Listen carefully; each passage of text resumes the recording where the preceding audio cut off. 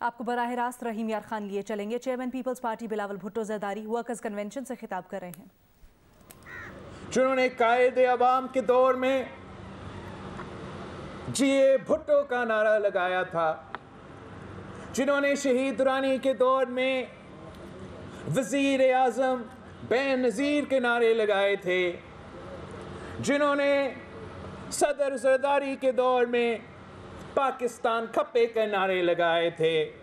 اگر ہم سب مل کے پورا ملک میں محنت کریں تو کوئی وجہ نہیں ہے کہ وفاق کی زنجیر پیپلز پارٹی اس پورے ملک میں راج کرے اور عوامی حکومت لے کر آئے۔ اس لیے یہ ملک عوامی حکومت کے لیے ترس رہی ہے۔ یہ ملک قائد عوام کے نظریہ پہ چلنے والے، بی بی شہید کے منشور پہ چلنے والے حکومت کے لیے ترس رہی ہے۔ اس ملک نے میاں صاحب کا حکومت بھی دیکھا ہے۔ اس ملک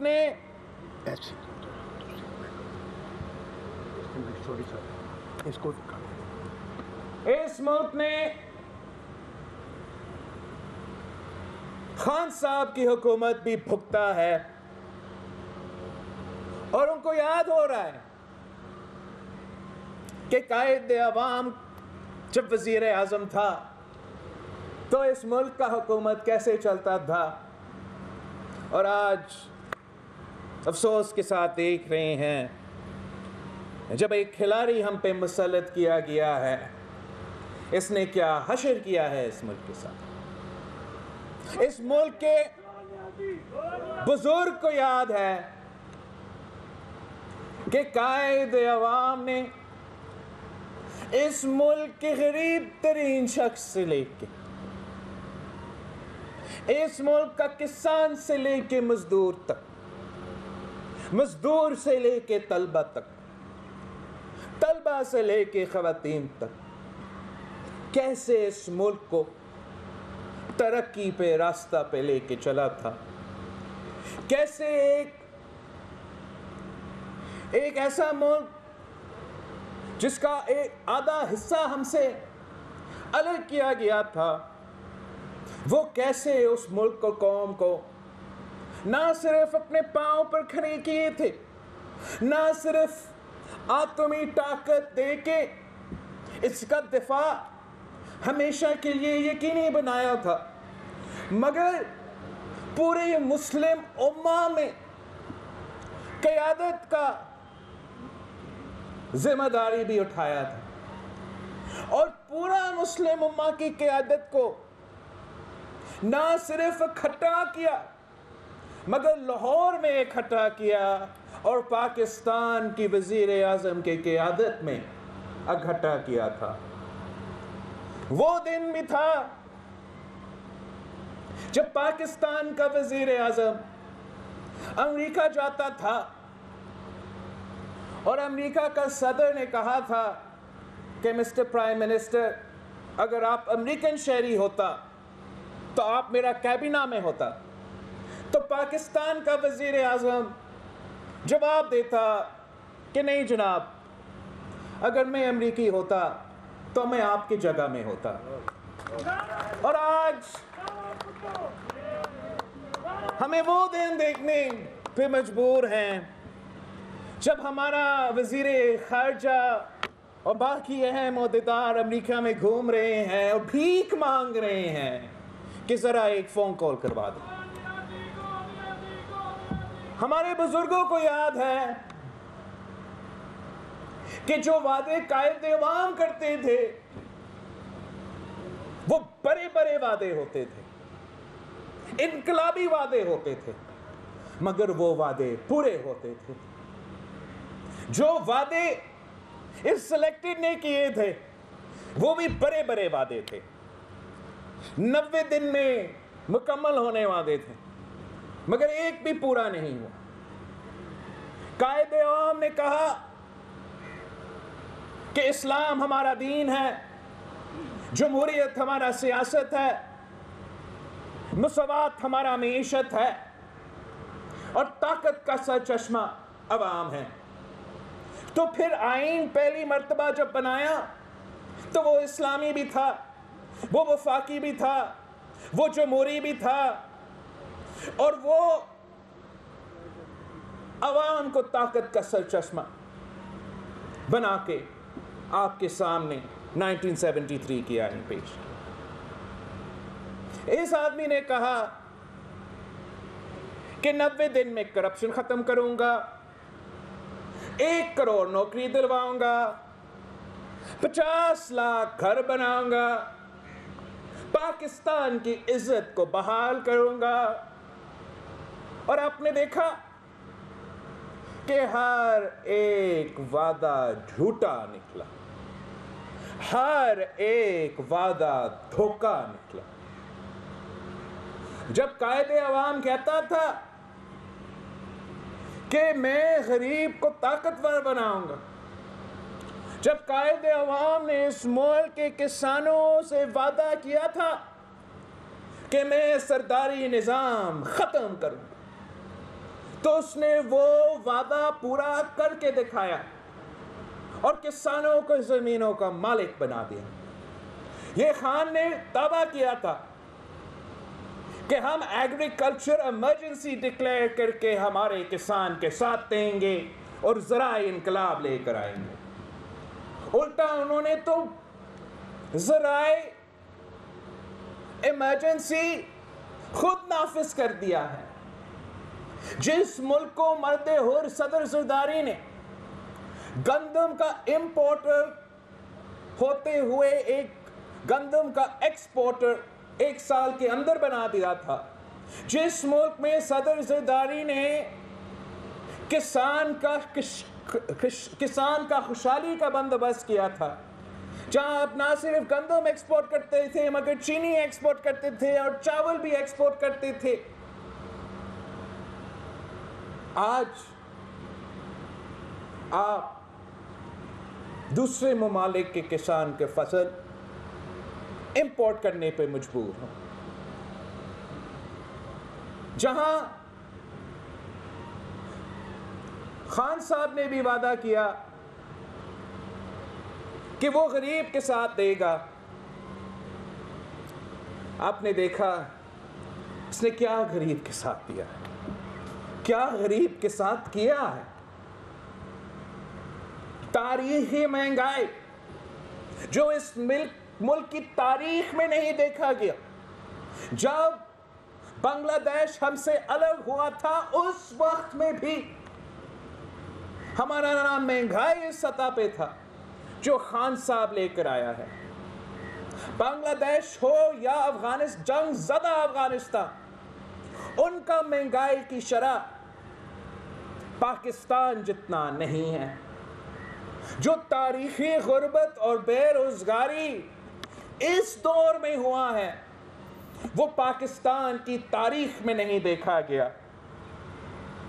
اور جتنا روزگار قائد عوام کا دور ہو, شہید محترمہ بینظیر بھٹو کا دور ہو یا صدر زرداری کا دور ہو, جتنا روزگار اس وقت کے نوجوانوں کو ملا تھا وہ بھی تاریخ کا حصہ ہے, وہ ایک ریکارڈ ہے, وہ آپ کے سامنے.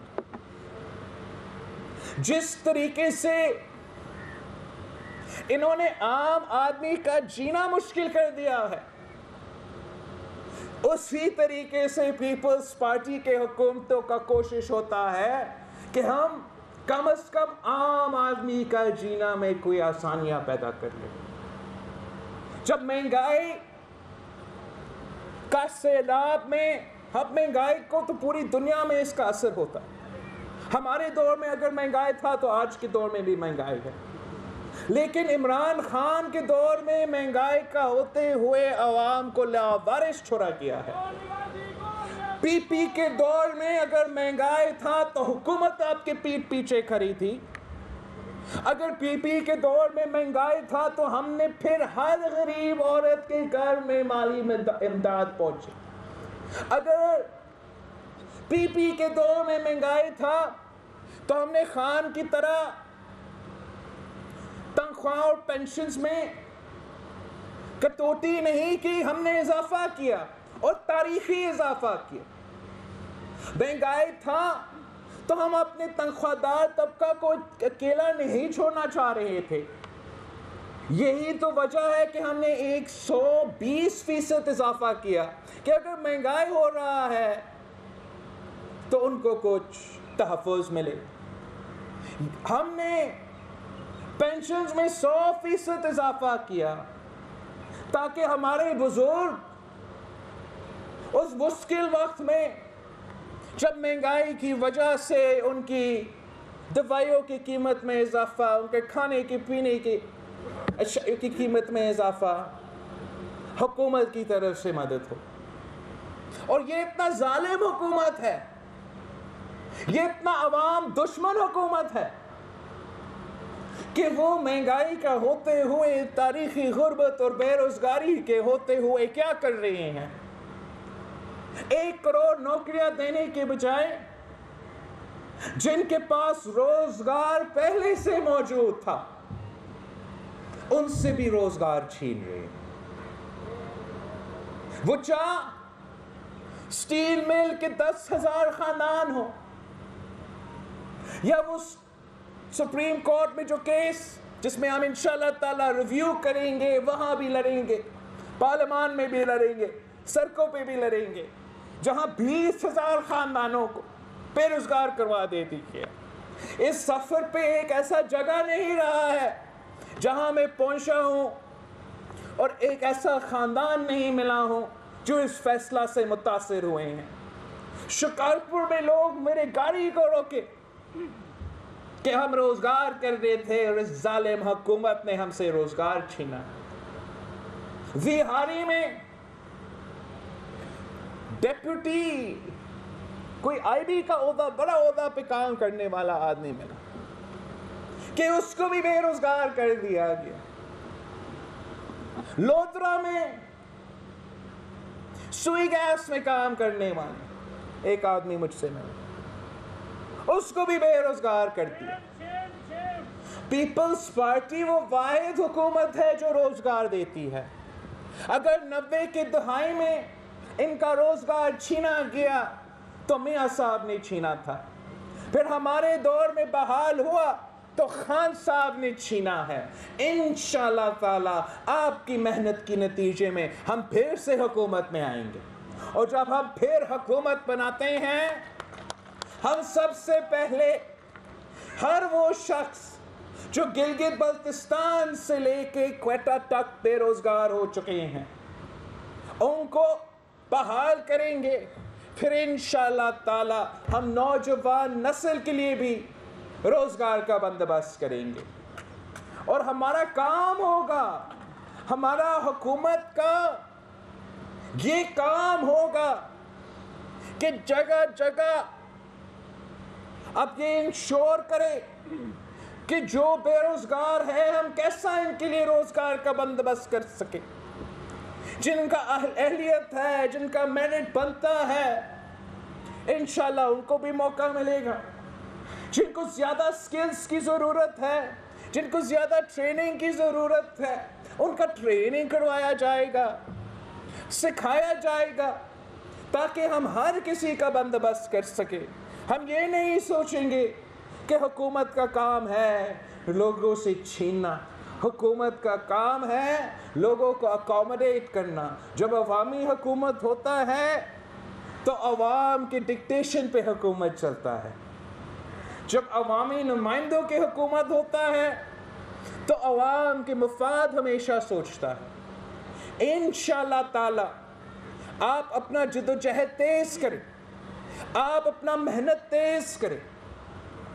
ہم نے جگہ جگہ پہنچنا ہے، ہم نے ایک طرف اس نالائق، نااہل، ناکام ترین، ناجائز حکومت کو لڑکانا ہے اور بھگانا ہے، تو ہم نے دوسرے طرف اپنے دوستوں کو مجبور کرنا ہے کہ جو ہم نے آپ کو راستہ دکھا دیا تھا، جو ہم نے یوسف رضا گیلانی صاحب کو منتخب کر کے اس حکومت کا خاتمہ کا بندوبست کر دیا تھا، اب آپ یہ دوگلا پالیسی نہیں چلے گا. یا آپ اپوزیشن کا حصہ میں کھڑا ہو, اپوزیشن کا رول ادا کرے, یا آ کے اعلان کرے کہ آپ حکومت کے سہولت کار ہو. یہ کیسے ممکن ہے کہ ہم نے ان کا اکثریت کو اقلیت میں تبدیل کر دیا, لانگ مارچ کا اعلان کر دیا, اور آپ اس وقت بھی پیچھے ہٹے. آج ہم تو جگہ جگہ جا رہے ہیں.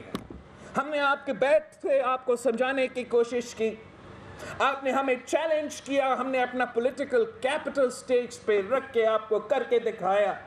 اب ہم آپ کو مجبور کریں گے, ہم آپ کو مجبور کریں گے کہ آپ اپوزیشن کا کردار ادا کریں, بزدار کو گھر بھیجے, عمران کو گھر بھیجے, الیکشنز کروائے, صاف و شفاف الیکشنز ہوں گے, اور انشاءاللہ تعالی جیسے حکومت بنتا ہے وہ عوامی حکومت ہوگا اور عوام کے رائے سے چلے گا. ایسے نہیں ہو سکتا ہے, ایسے نہیں ہو سکتا ہے کہ ووٹ کی عزت کی بات ہو اور جب ووٹ کا استعمال کا وقت آیا بھاگ جائے. ایسے نہیں ہو سکتا ہے کہ ووٹ کی عزت کی بات ہو اور بائی الیکشنز کی وقت ہو تو آپ بوائیکاٹ کی بات کرے. ایسے نہیں ہو سکتا ہے کہ ووٹ کی عزت کی بات ہو مگر سینٹ کے الیکشن کا موقع آتا ہے تو وہاں بوائیکاٹ کا بات ہو.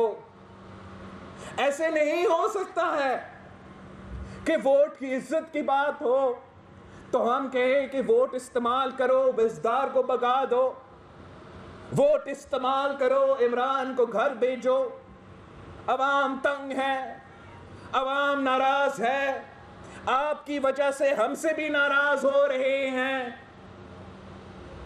اگر آپ ووٹ کا عزت کرتے ہو تو آپ اپنا ووٹ استعمال تو کرو, بزدار کو چیلنج کرو, مل کے مقابلہ کرو. یہ گر جائے گا, یہ کٹ پتلی کا کٹ پتلی ہے,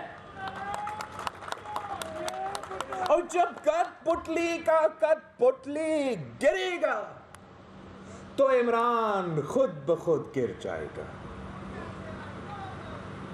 آپ ہمت پکڑے, آپ ہمت پکڑے, آپ عوام کا سوچے, کسی کی انا, کسی کا پرسنل پریفرنس کو ترجیح نہ دے. آپ ہم نے مل کے پنجاب کو بچانا ہے. اگر آپ تیار نہیں ہوئے تو عوام آپ کو معاف نہیں کریں گے. اگر آپ بزدار کو چلاتے رہتے ہو اپنا ذاتی سیاسی مقصد کے لیے تو پنجاب کی عوام آپ کو معاف نہیں کرے گی. آپ تو جب ہم آپ کے ساتھ تھے آپ کہتے تھے کہ استعفا کے بغیر کام نہیں چلے گا, تو اب آپ کے لیے چیلنج ہے, یا آئے ہمارے ساتھ مل کے وار کرے, ہمارے ساتھ مل کے اپنے ووٹ استعمال کرے. اگر نہیں تو اپنا ہی بات مان لے, اپنا ہی دعویٰ پہ عمل کرے. ویسے آپ کا ووٹ کا فائدہ ہی نہیں رہے گا تو استعفا ہی دے دیں. آپ نے ان میں سے ایک کام تو آپ کو کرنا ہی کرنا پڑے گا, ورنہ پنجاب کے عوام خاص طور پہ پنجاب کے عوام خاص طور پہ جان لیں گے کہ یہ نہ مفاہمت ہے, یہ نہ مخالفت ہے, یہ منافقت ہے. اور منافقت کا سیاست پنجاب کے عوام رد کریں گے. ہم نے پیار سے آپ کو سمجھانے کی کوشش کی अभी इंशाअल्लाह ताला हम अपने मेहनत से, अपने सियासी जिदोजहद से आपको भी मजबूर करेंगे। और इस जालिम जिन्होंने मेरे अवाम का पेट पे डाका मारा है, इस सिलेक्टेड जिसने हमारे अवाम का जेब पे डाका मारा है, इस नालायक, ना अहल तरीन, ना जायज वजीर आजम जिसने आपके वोट पे डाका मारा है, हम इससे हिसाब लेंगे। आज नहीं तो कल हम इससे हिसाब लेंगे। और जब हिसाब लेने का वक्त होगा तो ये अकेला ही रहेगा। आप सबका बहुत बहुत शुक्रिया। आप पीपल्स पार्टी का मंशूर को हाथ में लेके घर घर जाएं, हर किसी के पास जाए कि माजी में जो हुआ वो सो हो चुका, अब हमने नया तारीख रकम करना है। अब जो नौजवान नस्ल है उन्होंने अपना किरदार अदा करना है इस मुल्क की किस्मत तब्दील करने में। इंशाअल्लाह ताला हम फिर से जल्द मिलेंगे। जिए भुट्टो। रहीम यार खान के आप मनाज़िर देख रहे थे, जहां पर chairman peoples party Bilawal Bhutto Zardari workers convention से खिताब कर रहे थे।